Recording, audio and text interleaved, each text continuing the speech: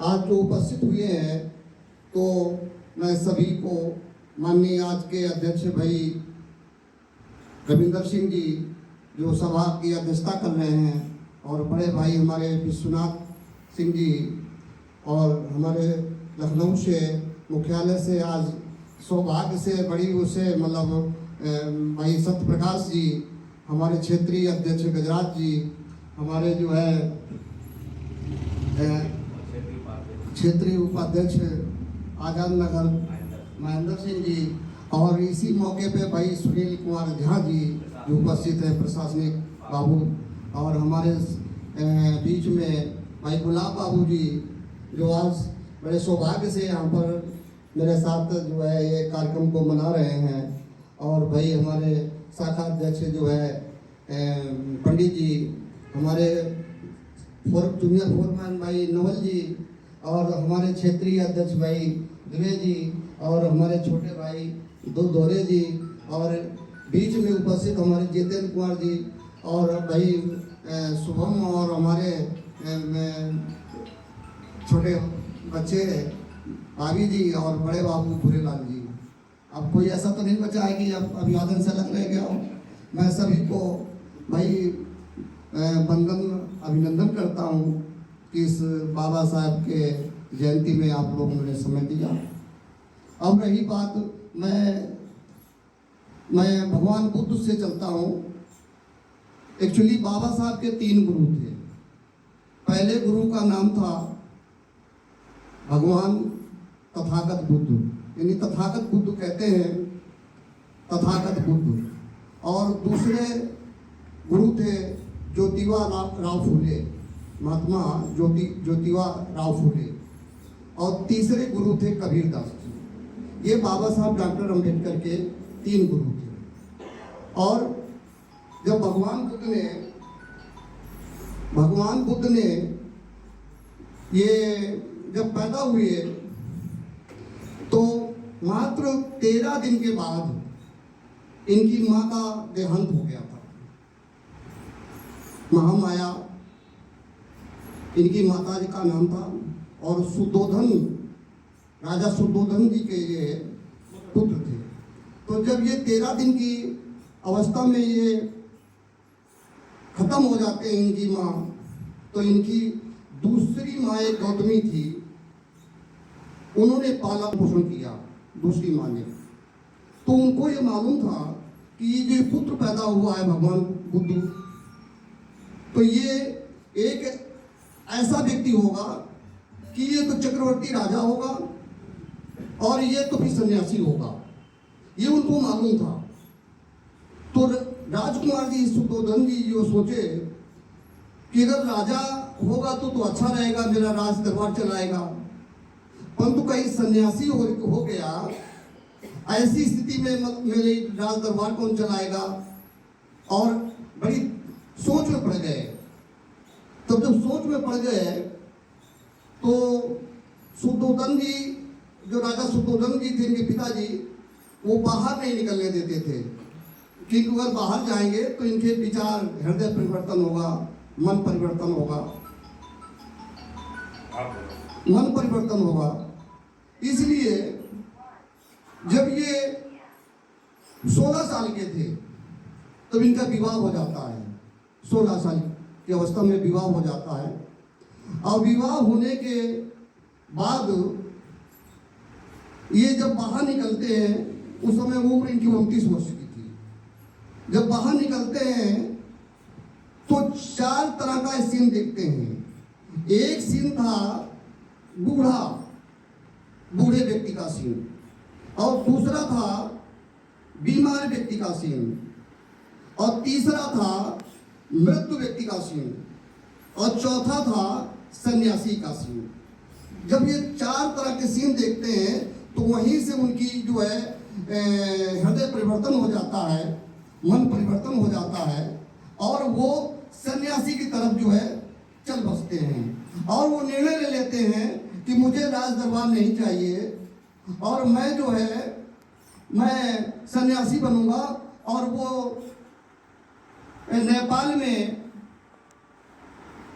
निकल जाते हैं, लुम्बिनी वन में और वहाँ पर जो है एक पीपल के वृक्ष के नीचे तपस्या करना शुरू कर देते हैं। साथियों, ये रही कहानी इनकी।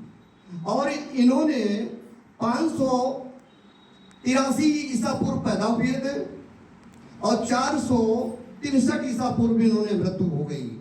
ये कुल 80 वर्ष आयु तक ये रहे। इसमें भी एक हमने थोड़ी जानकारी की कि इसमें भी भगवान बुद्ध में एक है हीनयान, एक है महायान।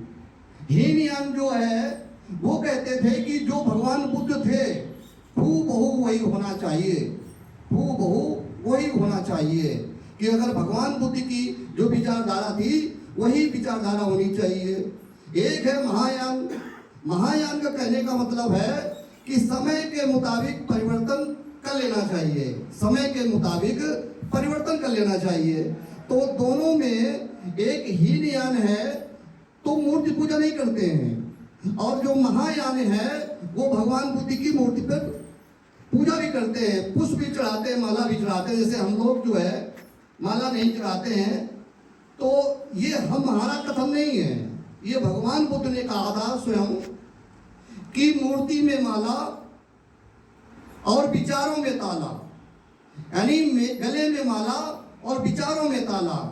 अगर मेरे गले में माला ना पहना करके मेरे विचार अगर आप मानते रहेंगे तो बहुत आगे बढ़ेंगे, क्योंकि इनके धर्म से एक वैज्ञानिक से निकला हुआ, रिसर्च किया हुआ धर्म है जो मानवता, इंसानियत और बंधुत्व और समता का मतलब एक गुरु मंत्र देता है।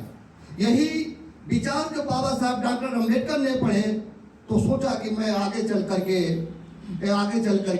भगवान बुद्ध के जो विचार थे, समता, करुणा, मैत्री, भाईचारा, करुणा, मैत्री, यानी जैसे माँ बच्चे को प्यार करती है उसी भांति हम हर एक प्राणी को अपने जो मानव में जन्म लिए हैं, जितने लोग बैठे हैं, किसी वर्ग के हों, किसी जाति के हों, किसी धर्म के हों, इससे मतलब नहीं है किसी मजहब के हों, हम जब अपने माँ और पुत्र का संबंध हो जाएगा तो हम लोगों में भाईचारा पैदा हो जाएगा।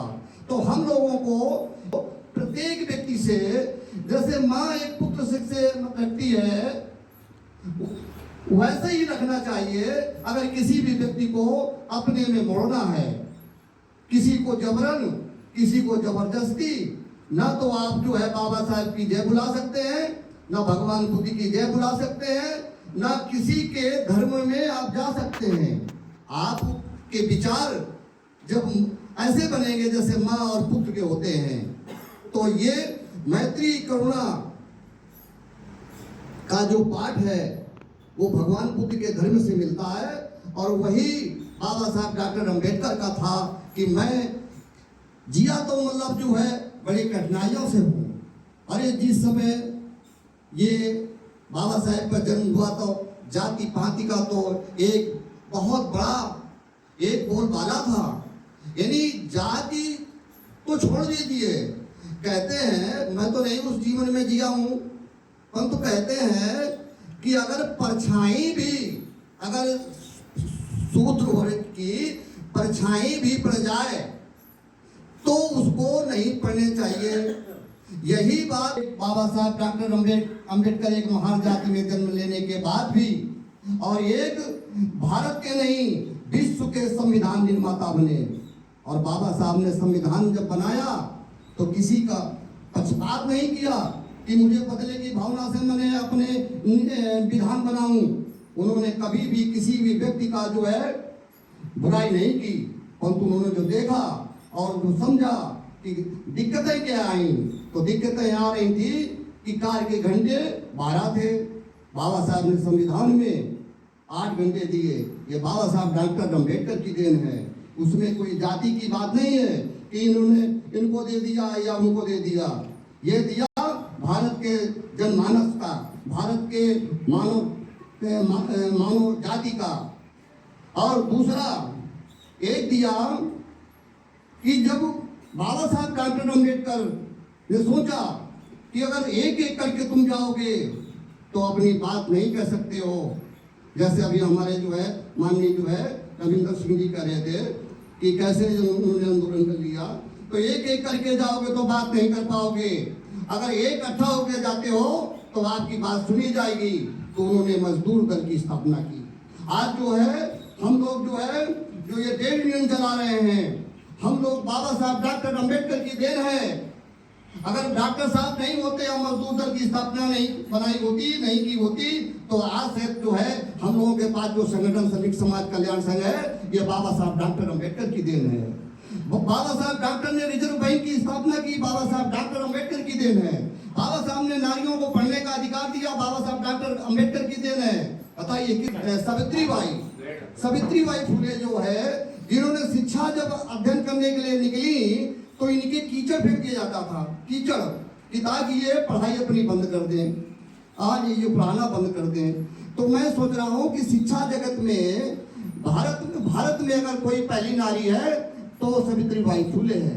इसलिए बाबा साहब ने हर वर्ग को संविधान में हर जगह दी है और हम सबको संविधान को मान करके आगे चलना चाहिए। और बाबा साहब के जीवन से प्रेरणा लेकर के अगर हम आगे बढ़ते हैं तो हमारा जीवन चाहे किसी वर्ग के हो, बाबा साहब ने हर व्यक्ति के लिए कहा है कि परेशानियों में कैसे कैसे भूखे से रह करके, यानी पानी से प्यासे रह करके, अब बिजली नहीं थी, दीपक भी रोशनी नहीं मिलती थी, ऐसी स्थिति में किताबें भी नहीं थी, ऐसी स्थिति में जिसने शिक्षा अर्जित की वो, और लंदन में कोलंबिया विश्वविद्यालय, जहां अभी रिसर्च किया गया कि 300 साल में 150 पहले के, 150 बाद के, बाबा साहब के 150 पहले और बाबा साहब के पढ़ने के बाद 150 साल बाद के 300 साल में रिसर्च किया जाए कि कौन सा स्टूडेंट है, तो बाबा साहब डॉक्टर अम्बेडकर का नाम आया। तो ये मान के चलिए कि वास्तव में आज तक तो मैं सोच रहा हूँ कि बाबा साहब डॉक्टर अम्बेडकर जो 16 डिग्रियों से सम्मानित हो, आज ये नहीं, जैसा अभी दोरे साहब ने बताया कि अगर एक डिग्री वो माननीय राष्ट्रपति जो हो गए उनके पास थी और दूसरे व्यक्ति के पास वो डिग्री अभी तक बाबा साहब के अलावा नहीं है। तो बाबा साहब भारत में तो छोड़ दीजिए, विश्व में 7वें स्थान पे थे, भारत में प्रथम स्थान थे शिक्षा में। तो मैं कह रहा हूँ कि बाबा साहब को हर व्यक्ति से प्रेरणा लेना चाहिए। और जब बाबा साहब